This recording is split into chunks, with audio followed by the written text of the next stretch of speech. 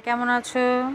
আশা করি সবাই খুব ভালো আছো। দেখো আজকে ঠান্ডা ঠান্ডা ওয়েদার, পুরো বৃষ্টি পড়ছে। দেখো আজকে রান্না করব মাছের তেল। দেখো সাদা সাদা পুরো মাছের তেল একদম।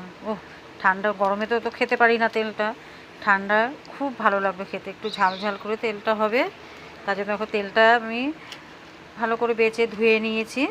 আর তার জন্য পেঁয়াজ কেটে নিয়েছি, একটু রসুন নিয়েছি আর কাঁচা লঙ্কাগুলো ছিঁড়ে নিয়েছি। এবার তেলটা রান্না করব, দেখতে থাকো। আবার এদিকে দেখো কড়াইটা বসিয়ে দিয়েছি। এবার কড়াইয়ের মধ্যে তেল দিয়ে দেব। দেখো তেলটা আমি দিয়ে দিয়েছি, গরমও হয়ে গেছে। অল্প তেল দিয়েছি, যেহেতু মাছের তেল থেকে অনেক তেল বেরোবে, তার জন্য তাই অল্প তেল দিয়েছি। এবার এক এক করে পেঁয়াজগুলো ছেড়ে দেবো।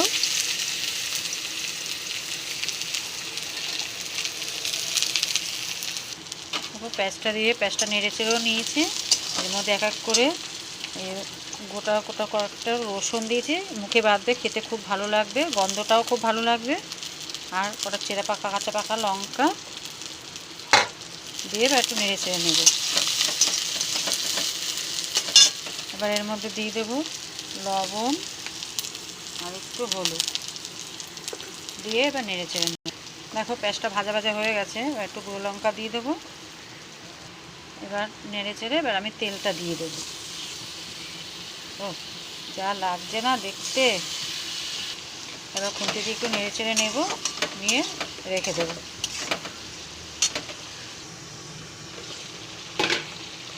দেখো কত তেল বেরিয়েছে।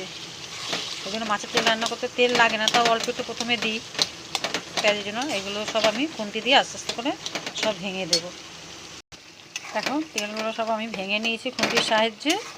আর হয়ে গেছে, পুরো তেল সব বেরিয়ে এসছে, পুরো আমার ভাজা ভাজা হয়েছে তেলটা। এবার এর মধ্যে একটু ধনে পাতা দিয়ে দেবো।